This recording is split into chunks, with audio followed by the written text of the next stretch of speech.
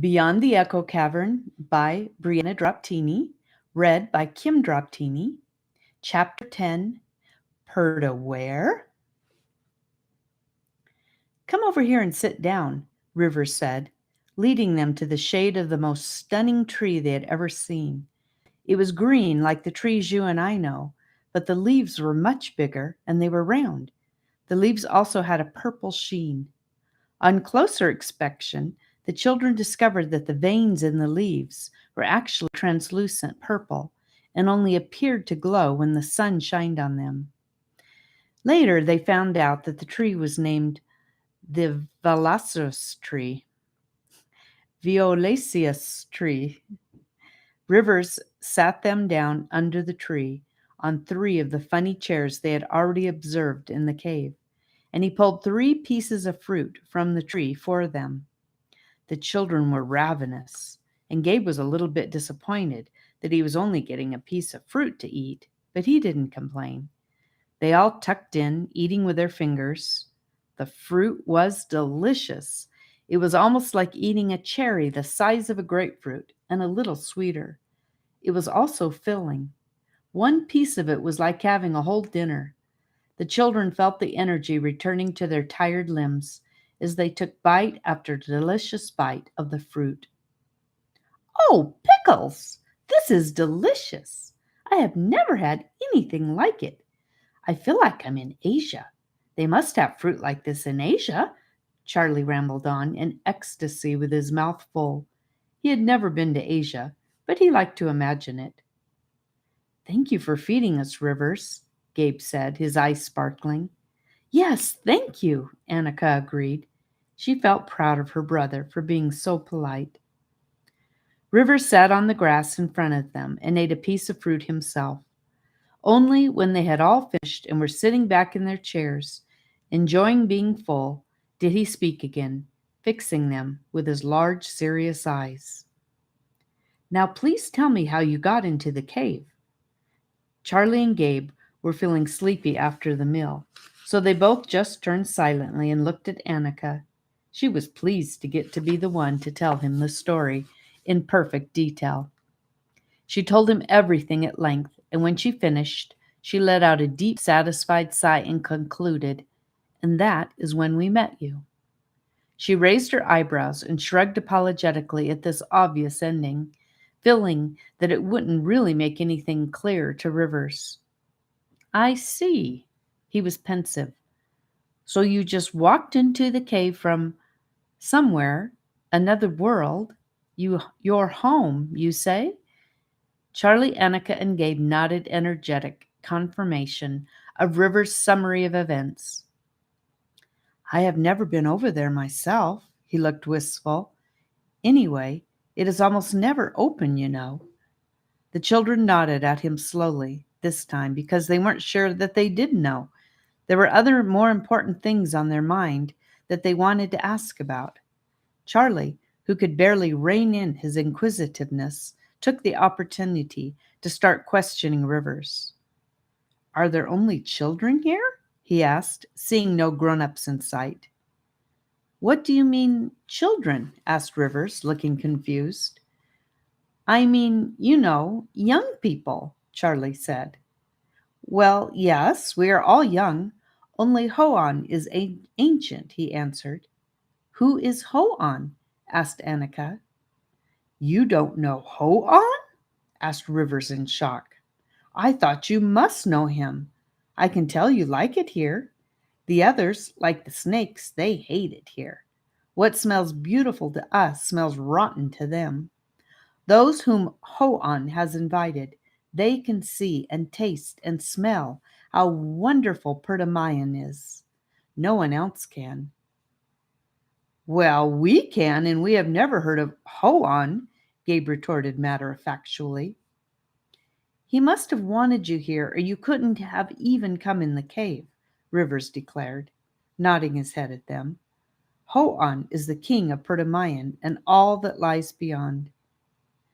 "And yet we don't know him, and here we are," Charlie repeated, not knowing what else to say, and feeling rather rebellious towards the unknown deity. "What do you do here?" he asked after a pause. "What do you do where you are from?" asked Rivers. "We go to school, we play in the woods, we help Aunt Persephone clean the house. Sometimes we play with friends," Gabe answered him. "I like to read books about science," Charlie added. "What is school?" asked Rivers, still looking very serious. "School is where we go to learn things," Annika replied, thinking he was very silly. "Oh, yes. Well, we do the same," explained Rivers. "We also learn. We play in the woods and in the water. We play all over, really. We have duties, like guarding the door in the cave. We make music for Hoan and the resplendent Echo Cavern where we found you." "You make music for Hoan?" asked Annika. "Do you play drums? Was that you we heard?" "Yes. I meant to tell you when you got to that part of your story. We must have been the drummers you heard. We do have drums. We make them ourselves," Rivers answered excitedly. "We gather the glowworms, glow mushrooms, and some of the glow flowers and do light dances. I am sure it was us that you saw. It is really the most fun we have all week. We just made music this morning. I am sorry it scared you. Of course, we had no idea you were stuck in that tunnel." "Well, we need to get home," said Annika after a few minutes of silence in which the children registered all that Rivers had told them. "Do you think that the cave door will be open now? Should we try to go through? Maybe one of you could walk with us, since the snakes were obviously afraid of Sephora." "No, no. I'm sorry, Annika," said Rivers. "We cannot take you back through there. We don't go in there. We can't even open the door. It only opens on its own when it is somehow necessary. Sephora must have been shocked just now when it happened." After explaining about the door, Rivers' expression changed from one of excitement to one of confusion. He asked, "Why would you ever want to leave Perda-where? I promise you will be happy here." "We want our Aunt Persephone. She will miss us. She loves us," Gabe explained. "Yeah, my brother Joe. He might already be out looking for me," Charlie added. "But we could stay a little," he added, trailing off, glancing at Gabe and Annika, expecting their protest. "Well, you will have to stay a little," Rivers jumped in before Gabe or Annika could respond. "It's just that I don't know how to get you home. I must think about it and talk to Hoan. Will you be all right for a night? I'm sorry that your friends will worry." "Yes, we will be all right," Charlie said firmly, again, not giving Gabe or Annika a chance to react. "Then I will take you to a place to rest. You can just make yourselves at home. Eat anything in the trees or growing from the ground. The sun will set in a couple of hours. I suggest you just enjoy being here." Rivers smiled at them as he spoke, full of enthusiastic pride for his world. "Now, let me show you where you can sleep," he concluded. He led them away down a path towards a big yellowish field. The grass of the field was tall, but it wasn't hard and poky like the field near Annika and Gabe's house. Instead, it was soft as feathers. The grass grew up high over their heads in places, but there were little pathways all through it that they could walk on. As they looked around, they saw that there were little spaces where the grass was all stamped down. "We call this field the Velvety Field for Repose. You can sleep anywhere you like. We just find a nice spot and snuggle in," Rivers explained. "Won't we get cold?" asked Charlie, who had been camping many times, but never without a sleeping bag and tent. "Why would you get cold?" asked Rivers, surprised. "It gets nice and warm when the sun goes down." "Huh?" Gabe looked astonished. "Just wait and see," said Rivers. "Is it not so where you are from?" "No, it is not so," Annika concluded. "How bizarre," said Rivers, laughing. "Okay, I will go talk to Hoan. Like I said, please make yourselves at home and feel free to wander around." He turned and left them there in the field. Annika immediately turned on Charlie. Why would you say we can stay overnight? Aunt Persephone will be so angry if we don't come back now. Annika, shh, Charlie hissed at her. There is treasure here. Treasure. Remember? How can we leave without finding it? At least a little bit. We will find a way back home, I am sure of it. If the cave opened once, it will open again. But we are stuck here for now, and I don't think we need to hurry. Annika was silent. She did not particularly want to hurry back now that she had tasted and seen some of Perda-where. She was a person of principle, and she knew that it was wrong to just abandon their families. Also, she wasn't sure if the Perda-where children would want them taking their treasure. Hey guys, don't you want to lay down and try the grass? Asked Gabe from below them. They both turned and looked at him. He was lying on the yellow feathery grass, all spread out, laughing up at them. It's comfy, he added, rolling around in it. Okay, said Annika, and threw herself down next to him. It was indeed very comfortable. It felt like lying on a pile of very squishy pillows or some soft foam. Charlie lay next to Annika and was so delighted by the feeling of the grass that he wiggled and rolled all over, saying, "Oh, wow!" Gabe and Annika both started laughing and wiggling too. Soon they discovered that if they pushed down hard enough, for long enough, the grass would sort of push back like a spring, and they would bounce up and then fall delightedly back down again. They did this repeatedly and laughed until they were breathless. The grass also had a warming quality. If you laid still in one spot for a while, it sort of pressed in all around you and then got warm and tingly. It was a nice feeling.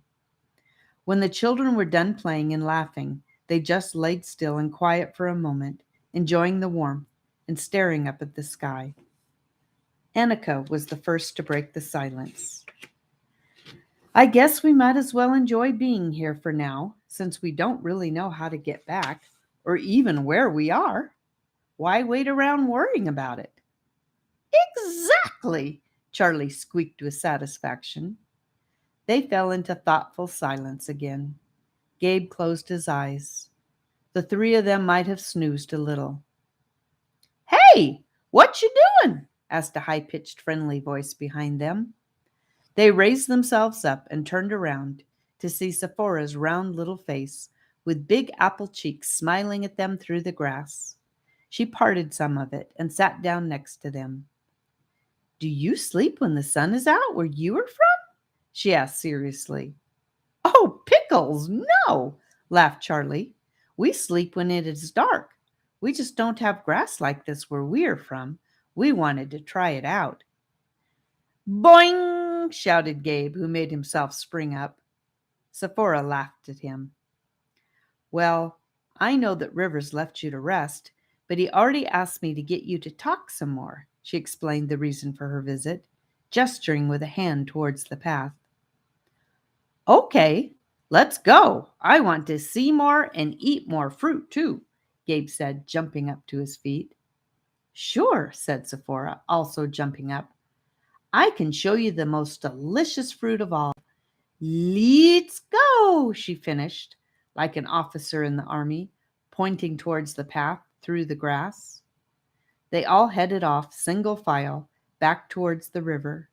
Sephora took them around a different way, and when they came out of the tall yellow grass, back onto the normal green grass, they could see a large plant in front of them.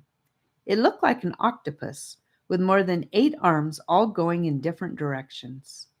They could see the shapes of children sitting on some of the leaves that grew out of the end of the arms. I have to see that, said Charlie, who broke formation and charged across the green towards the plant. Yeah, said Gabe, who once again went storming after Charlie. Gabe stopped short with an, "Oh, it's you," when he discovered that Rivers was one of the children sitting on a leaf. I thought you wanted to go talk to Hoan. Gabe had imagined Sephora would walk with him for miles across the landscape, to a castle where they would meet with the mysterious king. Or, at best, maybe they would go into a room in the cave that was like an office for important meetings. I talked to him here, said Rivers, smiling his warm smile again. These friends came to join me. You are just in time. Charlie, Gabe, Annika, meet Briar, Arlius, Nicanor, and Cerise. The children all looked each other up and down, and each of them realized quickly that they were not very different from each other. Charlie, Annika, and Gabe felt instinctively that they were among friends, and so their faces went quickly from serious looks to smiles and shy hellos. After the introduction had been made, Rivers continued, I would like you to tell them your story. Would you mind repeating it? I know you have been through a lot today. Can we sit on a leaf too? Asked Gabe, looking excited. Of course, climb on up, answered Nicanor, who was the most excited to get to meet children from the other side of the cave. Nicanor was about Charlie's height. He had smooth brown skin and black hair with the tiniest, springiest curls that formed a shiny black dome above his face. It was harder to climb up than Gabe had expected. The leaves were constantly moving. It wasn't hard to catch one, but it was hard to climb up on it as it continued to bob and sway. If you have ever climbed from a lake into a boat or onto a plastic floaty, you will understand the difficulty. Sephora had to hold a leaf still for Annika, who at last managed to climb to a sit by lying on the leaf on her stomach, wiggling onto her back, and then into a sitting position. Gabe had an easier time. He climbed onto the stem of the leaf, straddled it like a horse, and then simply scooted forward. Charlie managed it like a pro. He simply pushed the leaf down and then jumped onto it, perfectly managing to keep his balance. Everyone clapped for him. The leaves were covered in yellow circles, like leopard prints on the top. They were very fun to sit on. It felt just like floating in the water. Once the children were settled on their leaves, Annika began again to tell their story. The children from Perda-where listened without saying a word until she got to the part about the snakes attacking them. Then the two snakes said they wanted to have us for lunch, she said melodramatically. They lunged at us to attack us. Wait a minute, chimed in Sephora, and everyone turned to her in surprise. What? Asked Annika, who didn't like being interrupted at the height of her tale. The snakes were only attacking Charlie, she explained in her interruption. When I came through the door, they were only after him. You were helping him. Actually, that's true, Charlie piped up. Remember, Annika? They said they couldn't kill you and Gabe because you were, what, rich, right? Not rich, said Annika. They said we are royalty. We don't know what that means. She looked to Gabe for confirmation as she concluded. Yeah, but they did want to hurt me, said Gabe, providing an important detail of the story. They said you were royalty? Asked Cerise in a beautiful voice that sounded like honey and nightingales singing. That is amazing. She smiled. She was a beautiful girl with curly blonde hair, so blonde that it was almost white. She had deep, dark sapphire eyes and naturally red lips. Her skin was fair like tracing paper, and Anna couldn't help but feel a twinge of jealousy towards her. Luckily, Annika wasn't the kind of girl to be mean to other girls if they were pretty. Yes, royalty. Does that mean anything to you? Annika asked Rivers, who seemed like the leader of the group. Well, it means a lot of things, he answered thoughtfully, leaning back and squeezing his brown eyes closed for a moment. In Perda-where, when a certain amount of time has gone by, if we want to, we are adopted by Ho'an. It is a very special time in our lives. We each get to spend a season living in his palace and getting to know him better. After we are adopted, we are considered royalty. We also have some extra jobs to do, like guarding the caves. You see, No evil creatures would dare to touch Ho-On's own children. That means you are royalty? Said Gabe, pointing at his new friend Sephora. Yep, she said, her eyes all lit up with pride and pleasure. But how can you be royalty if you have never even heard of Ho-On and come from that side of the cave? That is the question, concluded Rivers, still looking at Gabe and Annika thoughtfully. I suppose that Ho-On has a different name in their world, and he has already adopted them, said Nicanor, out of conviction. Nope, Ho-On doesn't exist in our world, said Charlie, with a shrug. He was feeling a little uncomfortable that the snakes did not consider him royalty. He must, insisted Arlius, speaking for the first time. Arlius was a small boy with a kind of skin that is so fine that you can see blue veins through it. His hair was sandy, and his eyes were round and watery. His voice was almost as high as Charlie's. Ho-On is everywhere. You aren't adopted yet, so maybe you just don't know it. Annika could see Charlie's freckled face starting to turn blotchy red, and she felt sorry for him. No, Ho-On doesn't exist where we come from. Anyway, we have never heard him called by that name, Annika said firmly to defend Charlie. Fascinating, said Cerise, still sounding very kind. I think this is a mystery we may have to live with for a while until Ho-On decides to give us an answer. She smiled again. Yes, said Briar, also joining into the conversation for the first time. Briar was the kind of person who looks round all over. He wasn't overweight, but he was just made rotund. His face was moon-like. His nose was as circular as a nose can be. His shoulders sloped down towards his pear-shaped middle. In the meantime, since you are royalty, you must feel free and make yourselves at home in Perda-where. It is as much yours as ours. Briar glanced at Rivers as he said it, and Rivers nodded. Oh, yes, cooed Cerise. Would you like to go swimming, Annika? I would love to go with you tomorrow. Annika's eyes widened with pleasure, and she broke into a broad smile and nodded enthusiastically, pleased that a stunning girl like Cerise would want to be her friend. Wait! We always have to wait, said Nicanor impatiently, who was bursting with curiosity about the newcomers. Nicanor, you should be the happiest, said Rivers, smiling at him. You have 100 questions about the other world, I am sure. You should enjoy having the time to ask Charlie all about it. Rivers had spotted correctly that Charlie was the brains of the trio. So you know about our world? Charlie asked. Yes, Nicanor nodded. We know that there are other worlds, but we don't know very much about them. Why haven't we ever heard of Perda-where? Charlie wondered aloud, to no one in particular.